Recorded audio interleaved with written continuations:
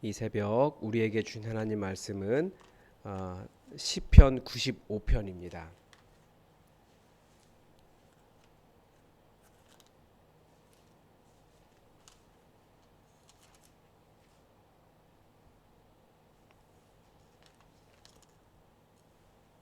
시편 95편의 말씀을 우리 다 함께 받들어 읽겠습니다. 오라 우리가 여호와께 노래하며 우리의 구원의 반석을 향하여 즐거이 외치자. 우리가 감사함으로 그 앞에 나아가며 시를 지어 즐거이 그를 노래하자. 여호와는 크신 하나님이시요 모든 신들보다 크신 왕이시기 때문이로다. 땅의 깊은 곳이 그의 손 안에 있으며 산들의 높은 곳도 그의 것이로다. 바다도 그의 것이라 그가 만드셨고 육지도 그의 손이 지으셨도다. 오라 우리가 굽혀 경배하며 우리를 지으신 여호와 앞에 무릎을 꿇자.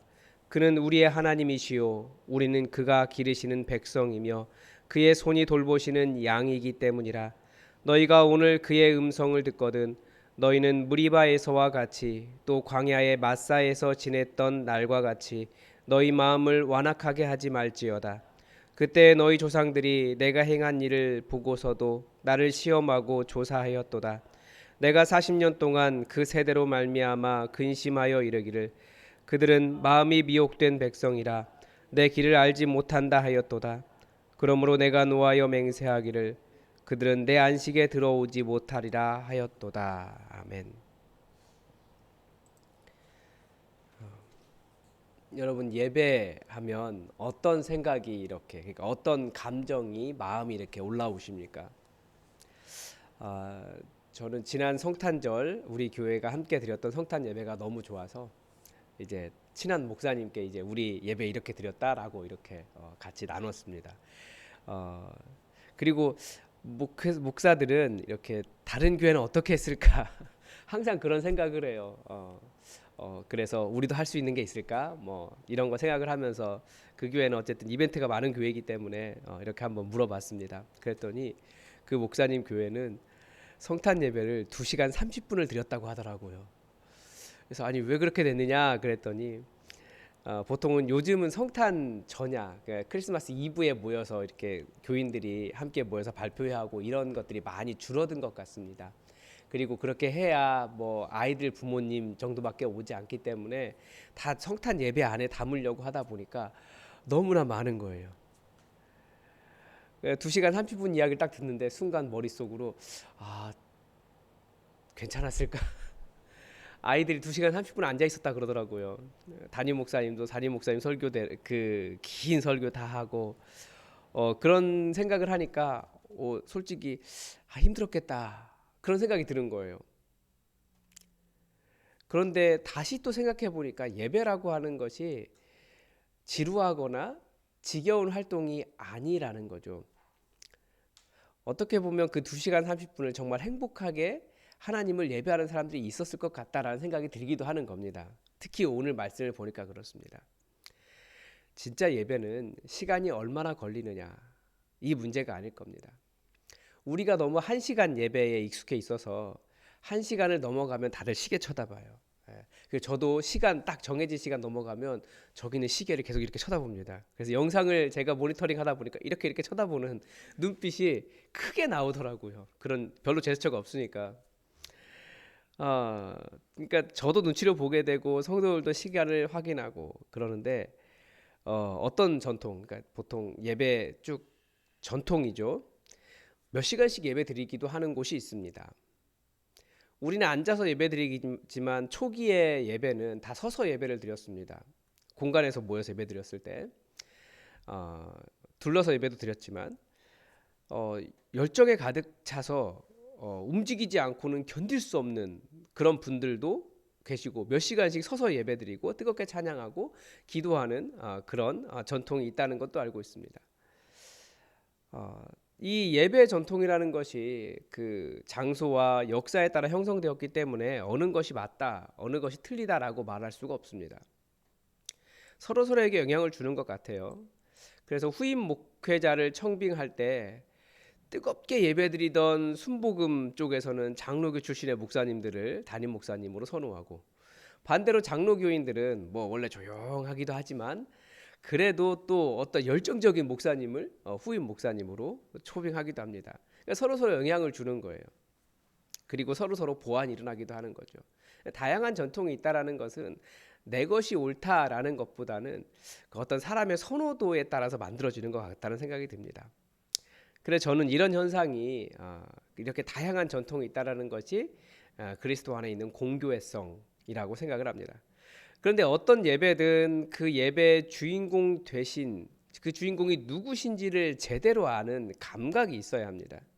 그렇지 않으면 조용한 장로교 예배는 어떻게 됩니까? 예배의 형식과 설교자에 대한 평가가 되는 경우가 있어요. 예배가. 반대로 열정적인 교단은 자기 만족이 예배의 기준이 되어버립니다. 우리가 유지해야 할 예배에 대한 감각이 무엇입니까? 오늘 시편 95편 이것을 잘 보여줍니다. 시인은 1절과 2절에서 여호와 하나님을 예배하는 감격, 영광, 감사함, 찬양을 이야기합니다. 우리가 예배드린다라고 생각하면 누구를 생각하는 겁니까?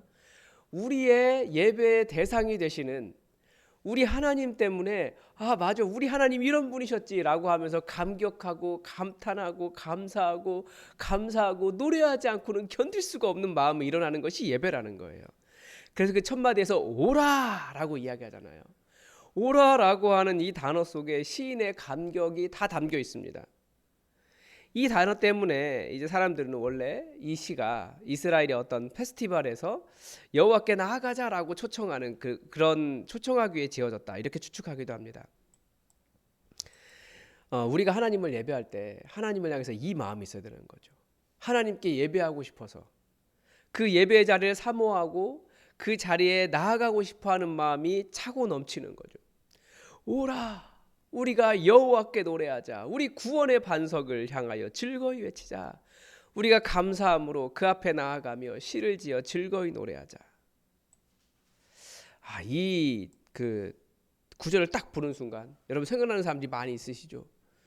우리 사랑하는 자녀들에게, 하나님을 떠난 사람들에게, 마음이 딱딱한 사람들에게 다들 이 말 함께 하고 싶지 않습니까? 오라 우리가 여호와께 노래하며 우리 구원의 반석을 향하여 즐거이 외치자. 하나님께서 우리의 구원의 반석이시기 때문에 그분을 기뻐하면서 노래하지 않고는 견딜 수 없는 순간이 바로 예배다라는 거죠. 많은 경우에 예배가 우선순위에서 밀리는 것을 봅니다. 개인적인 일정이나 급하다고 생각하는 일 때문에 혹은 주변의 압박에 의해서도 예배는 뒤로 밀립니다. 물론 또 너무나 강조하다 보니까 심지어 이스라엘은 예수님 시대에는 사람이 병들어서 죽어가는데 예배드려야지, 어디 병원에 가, 어디 의사가 예배드려야지, 사람 치료하고 있어, 이렇게 해서 더 문제가 됐지만, 물론 예배 그리고 예배가 너무 중요하다고 생각을 해서 정말 하나님께서 소중하다라고 말씀하시는 개인적인 관계와 어떤 화해하지 않고도 하나님을 예배했으니까 나는 괜찮은 사람이야, 이런 큰 착각을 일으켰지만 그런 것은 좀 다른 문제고, 예배는 정말 하나님을 향한 기대, 내 하나님, 내 구원의 하나님, 그분을 향해서 기뻐하며 달려나가는, 그분께 감사해서 노래하지 않고는 견딜 수 없는 기쁨이 있는 시간이 예배라는 겁니다. 그렇게 예배하는 이유가 뭐라고요? 그분이 바로 우리의 구원의 반석이시기 때문입니다. 그러면서 3절에서는 하나님의 창조의 권능을 노래하고 있습니다. 왜 시인은 하나님의 창조의 권능을 이야기할까요? 이 경배, 예배의 특징을 알면 이것을 이해할 수 있습니다. 인간은 원래 하나님을 경배하고 하나님을 섬기도록 지음받았습니다. 그리고 하나님을 대신하여 온 세상을 통치하도록 지음받았습니다. 이것이 하나님의 창조 목적이기 때문에 반박할 수 있는 것이 아닙니다. 이렇게 생각해 보면 돼요. 시계를 만드는 사람이 시계를 왜 만듭니까? 시계는 시간을 가르쳐 주기 위해서 창조되었습니다. 그런데 그게 시계의 목적이듯이 인간은 만들어진 목적이 있다라는 거예요. 그게 하나님을 경배하고 하나님을 섬기는 것입니다. 단지 시계와의 차이가 있다면 시계는 기계고요. 인간은 그 의지가 있고 생각할 줄 알고 이런 존재라는 거예요. 시계가 만약에 AI 시대가 조금 더 지나서 시계에게도 어떤 그런 생명력이 주어질 수 있다라고 한다면 그 시계가 그 시간을 알려주기 위해서 정말 최선의 노력을 다하고 저와 기쁨의 관계를 누리는 그런 관계가 될 수 있다면 모르겠는데 어쨌든 기계긴 하지만 인간이 그렇게 만들어졌다라는 거예요. 하나님을 사랑하고 예배하고 하나님을 섬기도록 자기 마음을 다해서. 그런데 인간이 하나님을 경배하고 섬기는 것이 아니라 하나님의 이름으로 세상을 다스리는 것이 아니라 인간의 목적이 하나님의 이름으로 세상을 다스리도록 하는 것도 있습니다. 그런데 그렇게 하는 것이 아니라 죄에 빠져버린 거예요. 그러자 하나님을 가장 소중한 분으로 여기지 않고 자기 자신을 가장 소중한 존재로 여기게 되었습니다. 이 상태를 로마서 1장 23절에서 25절은 정확하게 가르쳐 줍니다. 썩어지지 아니하는 하나님의 영광을 썩어질 사람과 새와 짐승과 기어다니는 동물 모양의 우상으로 바꾸었느니라. 그리고 25절에 이는 그들이 하나님의 진리를 거짓 것으로 바꾸어 피조물을 조물주보다 더 경배하고 섬김이라. 주는 곧 영원히 찬송하시리로다. 우리는 그러니까 이 모든 현상들이 무엇이냐? 하나님을 제대로 섬기고 하나님을 사랑하고 경배하고 하나님의 이름으로 세상을 다스리지 않는 이 모든 일들이 말하는 그것을 전부 다 말하는 한 단어가 있습니다. 그게 우상 숭배입니다.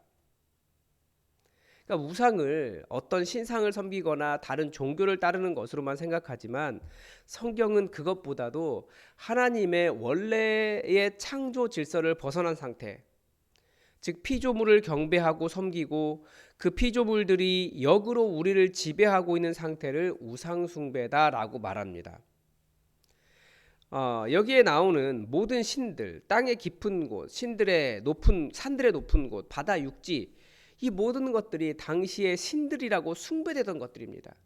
그런데 창조를 이야기하면서 그게 신들이 아니고 다 하나님의 피조물이야 라고 하는 진리를 가르쳐주면서 그런 것들을 섬겨야 될 것이 아니라 그런 것들은 우리가 다스려야 되는 것들이고 하나님께서 통치하고 계신다 라고 하는 것을 이야기하는 겁니다.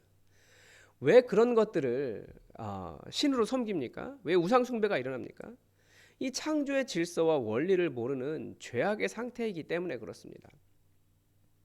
따라서 하나님의 창조의 권능을 알게 되면 우리가 헛된 것을 숭배하거나 경배하거나 그것들에게 지배를 받는 것을 벗어날 수 있습니다. 성경은 계속 이야기해요. 그것이 아니야. 하나님께서 만드신 거야. 그러면 그 신이라고 생각하면서 섬기던 그 마음을 향해서 이게 신이 아니구나. 그러면 그것을 창조하신 하나님을 향해서 높여드릴 수밖에 없는 거죠. 6절에서도 다시 오라라고 이야기하면서 우리가 굽혀 경배하며 그를 지으신 여호와 우리를 지으신 여호와 앞에 무릎을 꿇자라고 다시 한번 하나님을 예배하는 것을 초청합니다. 여호와 하나님이 창조자이시다라는 것을 안다고 해서 모두가 그분을 경배하는 것이 아니기 때문입니다. 1절에서 가르쳐 주는 것처럼 그분이 바로 우리의 구원의 반석이시다. 그러니까 누가 구원하십니까? 우리 하나님이 구원하십니다. 우리 이것을 관계라고 이야기해요. 7절에서도 그 창조의 하나님이 어떤 분이신지 가르쳐 줍니다. 그분은 우리의 하나님이시다. 우리는 그의 기르시는 백성이며 그의 손에 돌보시는 양이기 때문이라. 이 온 세상과 모든 것들을 지으신 하나님 그분이 바로 우리 하나님이시고 또 우리를 기르시는 분이시라는 겁니다. 이 무언가를 길러본 사람은 이 마음을 알 것 같습니다. 제가 어제 큐티하고 새벽 설교를 준비할 때 이제 저녁에 했는데요. 제 앞에 이렇게 구피가 있어요. 요즘 구피를 기르고 있어요. 저희 딸이 기르고 싶다고 해서 어느 날 3마리를 사왔어요. 물론 딸이 돌보지 않고 제가 돌보고 있죠. 네. 좋은 환경을 주지는 못합니다. 뭐 풀도 막 심고 막 그렇게는 못하는데 물 계속 잘 갈아주고 뭐 그래요. 그런데 3일마다 물 갈아주고 때 맞춰 밥 주고 새끼 낳을 수 있도록 따로 분류하고 새끼들만 따로 모아서 잘 돌보고 그래서 3마리로 시작한 구피가 지금 저희 아내가 징그러워할 정도로 바글바글합니다. 한 몇십 마리 됐어요. 제가 돌봐도 그러니까 무언가를 돌보니까 그런 마음이 있더라고요. 계속 이렇게 설교 쓰면서도 잘 먹나 잘 움직이나 이렇게 뭐 해주고 아무튼 막 그래요. 제가 돌봐도 무언가를 돌봐보니까 그렇더라고요. 그런데 우리를 돌보시는 당신의 양처럼 돌보시는 하나님은 우리에게 어떻게 하시겠습니까? 근데 더 중요한 게 뭐냐? 그 구피는 저를 모른다는 거예요. 제가 어떻게 해주는지도 모르고 제가 이렇게 좋은 환경으로 옮겨주기 위해서 이렇게 뜨면 난리를 쳐요. 막 죽겠다 이거죠. 그리고 제가 이렇게 먹을 거 주면 또 못 찾아 먹어요. 그래서 이렇게 움직여주면 자꾸 도망가요. 이 양들도 다양해요. 우리가 하나님의 양이라고 하는데 그런 우스운 영상이 있어요. 그 어린 양이 매우 활발하더라고요. 정말 어린 양은 그 방정 맞아요. 계속 이렇게 뛰어다녀요. 그런데 그 양이 그래서 이렇게 길쭉한 어떤 수로 같은 구덩이에 빠졌습니다. 그래서 껴가지고 꼼짝 못하니까 아마 주인인 것 같아요. 동네 사람들이 와가지고 꺼내줬어요. 열심히 꺼내 딱그 이제 초원이다 풀밭이다 가서 놀아라 딱 풀어줬는데 어떻게 했을까요? 이게 또 풀짝풀짝풀짝 막 뛰더니 또 다시 뚝 빠지는 거예요. 그 구덩이에. 그게 양의 특징이에요. 자신을 살려주려는 목자의 뜻도 모르고 내 자유다. 내 마음대로 할 거다. 뛰어다니다가 똑같은 것에 또 빠지는 거예요. 또 고대 이스라엘의 목자의 우리가 그 목자의 지팡이가 어떻게 되는지 다 아시잖아요. 다 그림으로 봤지만 실제로 본 건 아니고 길쭉한 자기보다 긴 막대기에 끝에 이렇게 휘어져 있어요. 그게 그 절벽에 떨어져서 울고 있는 어린 양의 목을 이렇게 딱 채가지고 끌어올리는 용도라잖아요. 그러면 그 양은 어떻겠습니까? 목이 걸렸으니까 죽겠다고 소리치고 발버둥 치고 아 좀 빨리 좀 걸려라. 네가 여기 걸려야 사는 건데 목자의 마음은 그것일 겁니다. 목자의 살려주려고 하는 뜻을 모르는 거죠. 하나님께서 우리를 인도하시고 그분의 음성을 들려주시고 거기로 가면 안 돼라고 하시면서 우리를 자꾸 이렇게 몰아가시고 그게 우리를 돌보시는 하나님이세요. 근데 우리가 그분을 모른다라는 거예요. 거기 아니야 이쪽으로 가야 돼. 그런데 아니 난 이쪽으로 갈 거예요. 이렇게 가고 그거 먹을 거 아니야 라고 해도 아이 저 이거 먹을 거예요 하고 막 발버둥 치고 거기 너 가면 죽어 울부짖고 죽어가고 있는 울부짖는 사람들을 향해서 목을 딱 걸고 끌어당기시는데 발버둥 치고 울면서 하나님 저 죽겠어요 라고 말하는 게 인간이라는 거예요. 우리가 그분을 모르니까. 그러니까 말씀이 권면하는 것이 그겁니다. 하나님의 음성이 들릴 때 순종하는 것이 사는 길이다. 말씀을 가르쳐 줍니다. 그러니까 안 되게 하시는 것도 하나님께서 안 되게 하셔도 순종하는 것이 사는 길입니다. 하나님께서 나는 이 길로 가고 싶은데 하나님께서 그 길 안 열어주셔도 그게 하나님께서 그렇게 하신 거면 내가 사는 길입니다. 그래서 아멘. 안 돼도 아멘. 되어도 아멘. 감사합니다. 감사합니다. 순종하며 하나님께 맡기며 하나님께 기도하며 심지어 내 시각에 옳다고 사는 것도 아닙니다. 세상적으로는 성공할 수 있겠지만 그게 망하는 길이 될 수도 있어요. 겸손하게 하나님의 음성이 들릴 때 순종하는 것이 사는 길이고 그래서 마지막 말씀에서 뭐라고 가르쳐 줍니까? 마지막 구절에서 그런 사람들 다 순종하는 사람만 내 안식에 들어올 수 있다라고 가르쳐 주십니다. 우리가 가장 순종해야 할 것은 예수 그리스도를 잘 믿는 것입니다. 그게 우리가 사는 길이에요. 우리는 이 땅에 많은 것들을 의지하며 살아가도록 죄에 빠진 상태 인간이 하나님을 경배하고 섬기고 하나님의 이름으로 세상을 다스리는 자들이 아니라 우상 숭배에 빠지게 되면 헛된 것들을 섬기고 헛된 것들의 다스림을 받게 되어 있습니다. 다시 예수님을 통해서 우상 숭배가 아니라 하나님을 제대로 섬기는 그런 하나님의 백성으로 하나님께 순종하며 사는 우리 인생이 되었으면 좋겠습니다. 우리 오늘도 하나님의 뜻이 하나님의 나라가 우리에게 이루어지기를 주기도문으로 함께 기도하겠습니다. 하늘에 계신 우리 아버지, 아버지의 이름을 거룩하게 하시며 아버지의 나라가 오게 하시며 아버지의 뜻이 하늘에서와 같이 땅에서도 이루어지게 하소서. 오늘 우리에게 일용할 양식을 주시고 우리가 우리에게 잘못한 사람을 용서하여 준 것 같이 우리 죄를 용서하여 주시고 우리를 시험에 빠지지 않게 하시고 악에서 구하소서. 나라와 권능과 영광이 영원히 아버지의 것입니다. 아멘. 우리 송구영신 예배를 위해서 기도를 부탁을 드립니다.